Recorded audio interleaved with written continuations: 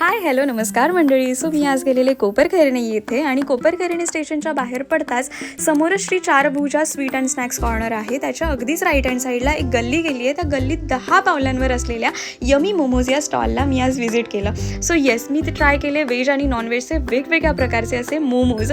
So मला ते मोमोज नावाप्रमाणेच अगदी यमी लागले. येस, उत्तमच चविष्ट असे मोमोज होते.